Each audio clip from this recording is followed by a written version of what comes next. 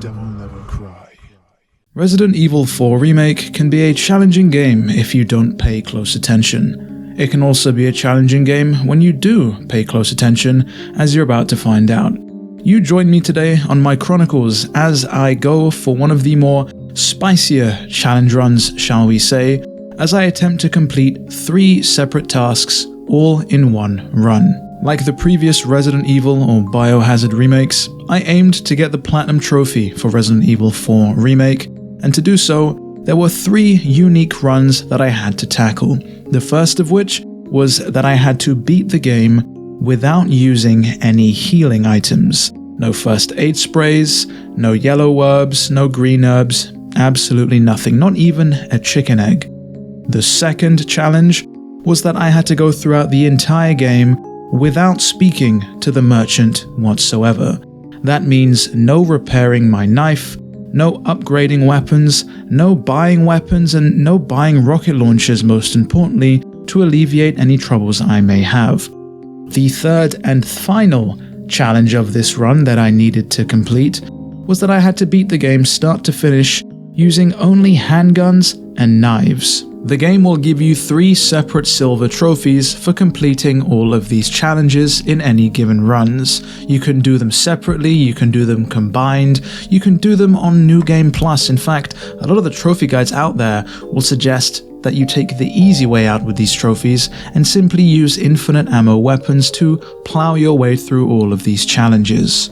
Me being me, of course, somewhat a glutton for punishment, as I eventually do find out, I decided that I didn't want to tackle all 3 of these separately. I wanted to combine them all into one single challenge run, just to see how far I could take things. And due to a lack of preparation, as you're about to find out, I made things a lot harder than they really had to be. So let's lay the groundwork for this run, and pretty quickly you're going to see just how bad I managed to screw myself over. If you're enjoying this video, do be sure to leave a like and consider subscribing. Not only does it help the channel out a ton with the algorithm, but it means you won't miss out on all the Resident Evil content that's to come. I opted to do this run unassisted, thinking it would be an absolute breeze, and therein lies my first major issue. I didn't read the difficulty description properly. You see, assisted mode tells you outright, when you pick it, that if you were to fall into the red part of Leon's health, the danger zone, and provided you find somewhere to rest and recuperate away from enemies, that health will actually recover just enough, just a small portion, so that Leon is out of the danger zone and back into the green. I mistook this for being able to essentially recover all of your health, and so I went through the majority of the opening of this game, playing nonchalantly, without a care in the world, incurring damage everywhere I went. I was sloppy with my parries, I ran past enemies that managed to tag me with attacks, and I didn't even care. And this came back to bite me in the ass quite quickly, as when I got to Mendez, the first or the major boss of the village, I had almost no health, and I was essentially 1 hit away from death.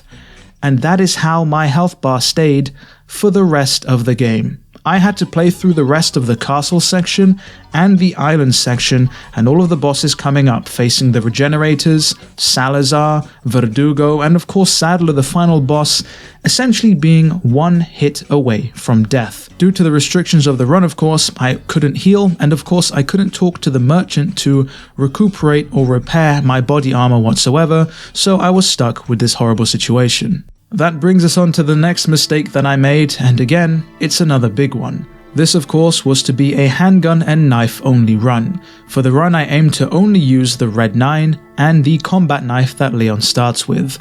The main issue here, of course, is that whenever you start a New Game Plus run, the game will take the state of your items and weapons from your previous playthrough and carry them onto this New Game Plus run.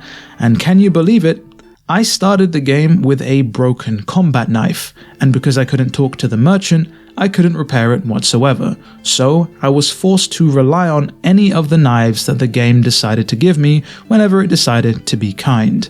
Along with that, I opted to use a Red 9, which wasn't fully upgraded, which meant that the damage I was doing was far from where it needed to be at certain points to make things a whole lot smoother. And so with all these extra mishaps and restrictions that I'd unfortunately placed on myself accidentally, This run, which promised to be somewhat fun, challenging and enjoyable, turned into almost a literal hellscape.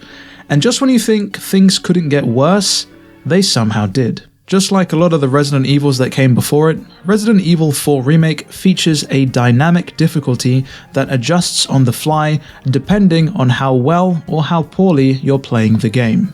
As I mentioned earlier in this video, I managed to put myself into dangerous or critical health very early on in the game, and whenever I decided to defeat or kill an enemy or break open an item box, can you guess what item the game decided to give me because it thought I needed it to progress on with the game and play successfully?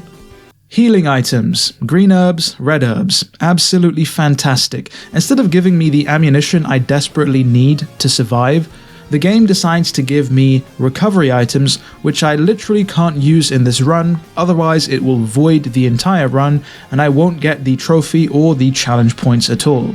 With all of those mishaps aside, however, I continued on with my run, deciding to actually stream some of it as well so all of you could share in my misery and pain, and with a lot of perseverance, I eventually managed to get the entire challenge run done with all 3 stipulations in one go. And if any of you out there are attempting to tackle this, here are a few tips of mine that might help you get through it much easier. The first of which, of course, is don't spawn into the game with a broken knife, and definitely make sure you've upgraded the pistol you'll be using to its absolute max. That much is a given. A main tip I suggest you heed is that you conserve your knives as much as possible. If an enemy grabs you, opt to break away instead of using your knife to quickly escape. And if an enemy is on the floor about to turn into its snap neck form, definitely shoot it to death. Don't use your knife, as both of these actions use a considerable amount of durability. Knives should mainly be used for stealth kills and for parries, and if you're facing some of the tougher enemies like Salvador or the Bella Sisters, or even some of those big rampaging bulls, opt to use the knife on them whenever you get the knife prompt. Another tip I have, of course, is that it's okay to run away from enemies. If you know that you're not going to be returning to an area at all, feel free to skip past enemies, as they can often just lead to you wasting ammunition, and sometimes if you stick around too long, they'll be able to get some damage in and drain your health. And the most pertinent tip of all that I can share, the secret sauce, so to speak, is that you should go and beat RE4 Remake on hardcore with an A rank prior to this run. Not only will it help improve your game knowledge, allowing you to get those speedy strats down faster, but it unlocks the best costume for Ashley, hands down, and that of course is the full suit of armor. So not only does Ashley no longer take damage, she can no longer be physically picked up as she's just too heavy. Meaning that you no longer have to care about Ashley whatsoever throughout the entirety of your run, allowing you to focus on what really matters, and that is of course finding that goddamn bingo hall. And so that is the Resident Evil 4 challenge run that almost broke me.